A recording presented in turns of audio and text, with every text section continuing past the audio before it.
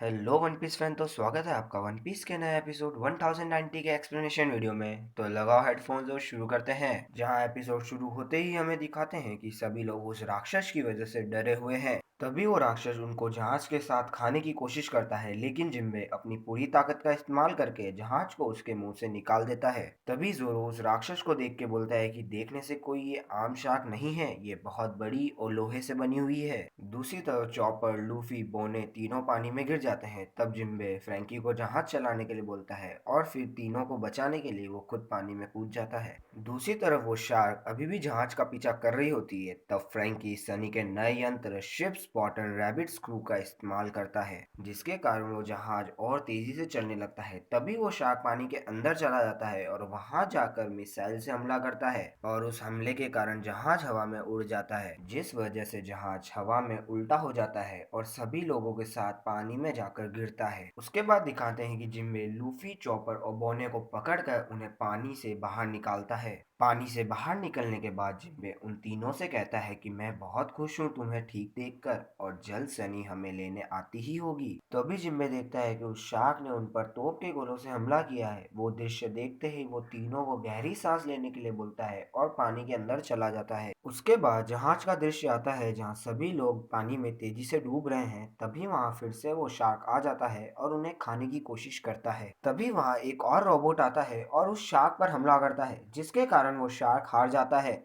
दूसरी तरफ जहाज और सभी लोग तेजी से पानी में डूब रहे होते हैं। उसके बाद नेवल ब्रांच G14 का दृश्य आता है जहां तशिगी सभी बच्चों की देखभाल कर रही है, जिन्हें वो पंख हैजार्ड से बचाकर अपने साथ लेकर आती है, ताकि वो उन सभी बच्चों को पहले जैसा बना सके। जहां वो सभी बच्चों को दवाई देती है, जिसके कारण धीरे धीरे सभी बच्चे पहले जैसे हो रहे हैं। तभी तशिगी मोचा से कहती है कि तुम धीरे धीरे पहले जैसे हो रही हो। तभी मोचा तशिगी से कहती है कि जब मैं पहले जैसे हो जाऊंगी तब मैं उन बड़े भैया और दीदी से मिलने जरूर जाऊंगी।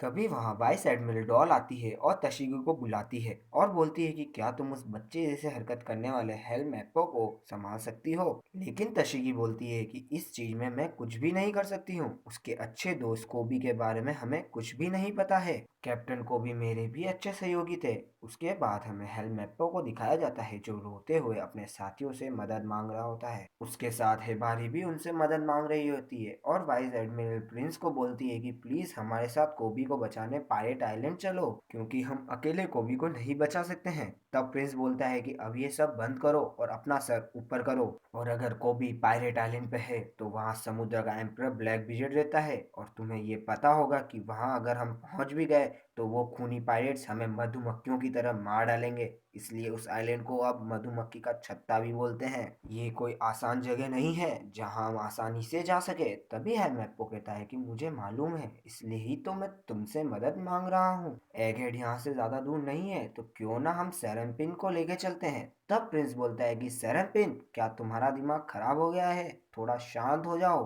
वैसे भी हम ट्रैक से बात नहीं कर पा रहे हैं, इसलिए हम अभी कुछ भी नहीं कर सकते हैं, इसलिए तुम्हें ये बात समझनी होगी। उसके बाद हमें एक गुफा का दृश्य दिखाया जाता है जहाँ लूफी और बाकी सब मौजूद होते हैं। जहाँ बॉने बोलती है कि मैं भी तुम्हारी तरह ही फर्स्ट जनरेशन का हिस्सा हूँ। मैं भी 2 साल पहले साबोडी में मौजूद थी और मेरा नाम ज्वेलरी बॉने है, और मैं तुम्हारी दुश्मन हूँ, ये बात भूलना मत। लेकिन मेरी जान बचाने के लिए धन्यवाद। तब लूफी कहता है कि इसकी कोई जरूरत नहीं है बोगी। दूसरी तरफ बोने सोचती है कि ये सच में समुद्र का एम्परर है।